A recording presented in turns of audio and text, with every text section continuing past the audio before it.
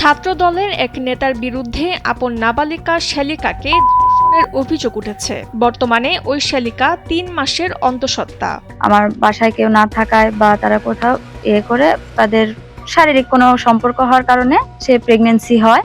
নাটোর বড়াই গ্রামের বনপাড়া পৌরসভার ১ নং যুগ্ম আহ্বায়ক ইকবাল হোসেন ২০১৭ সালে পারিবারিকভাবে বিয়ে করেন ফারজানা আক্তার অপিকে। তাদের ৫ বছরের একটি সন্তানও রয়েছে।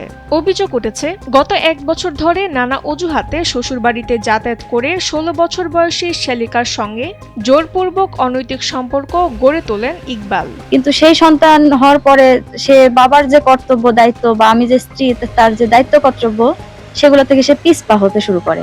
আস্তে আস্তে সে কোনো দায়িত্ব নেওয়া বন্ধ করে দেয়। তারপরে হঠাৎ করে আমি সন্দেহ করি যে আমার ছোট বোনের দিকে তার কুদৃষ্টি পড়ছে। সংবাদ সম্মেলনে স্ত্রী ফারজানা আক্তার জানান, গত ১০ জানুয়ারি রাতে রাজনৈতিক কাজের বাহানায় ইকবাল তার শ্বশুরবাড়িতে যান এবং নাবালিক শ্যালিকাকে ধর্ষণ করেন। সম্প্রতি ওই কিশোরী অসুস্থ হয়ে পড়লে পরিবারের সদস্যরা জানতে পারেন সে ৩ মাসের অন্তঃসত্ত্বা। আনুমানিক করছি জানুয়ারির ১০ তারিখের বিগত দিনে আমার বাসায় কেউ না থাকায় বা তারা কোথাও করে তাদের শারীরিক কোনো সম্পর্ক হওয়ার কারণে সে প্রেগন্যান্সি হয়। আমরা কয়েকদিন আগে জানতে পারলাম, তখন তারা দুজনেই স্বীকার করলো যে সে অন্তঃসত্ত্বা এবং আমরা প্রেগন্যান্সি টেস্ট করেও দেখলাম যে অন্তঃসত্ত্বা। ঘটনাটি আরো মোড় নেয় গত ৩ এপ্রিল, যখন কিশোরী রহস্যজনকভাবে নিখোঁজ হয়। পুলিশ তাকে উদ্ধার করে বাবার দায়িত্বে দিলে ১০ এপ্রিল রাতে ইকবাল ও তার ভাই মাহবুব হোসেন তাকে পুনরায় জোরপূর্বক তুলে নেওয়ার চেষ্টা করেন। এ সময় স্থানীয়দের গণপিটুনিতে আহত হন অভিযুক্ত ২ ভাই। আমার কেউ নাই, আমার ছোট ভাইয়ের মাথা ফাটে, ছোট ভাই হাসপাতালে। কে? মাহবুব।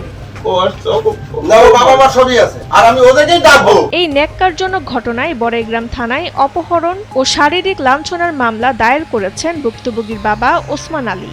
অন্যদিকে অনৈতিক কর্মকাণ্ডে জড়িত থাকার অভিযোগে জেলা ছাত্রদল ইকবাল হোসেনকে তার পদ ও সদস্য পদ থেকে বহিষ্কার করেছে। একদিকে ঘর ভাঙার কষ্ট, অন্যদিকে নিজের বোনের এমন পরিস্থিতিতে দিশেহারা ফারজানা। দাবি অপরাধীদের দৃষ্টান্তমূলক শাস্তি।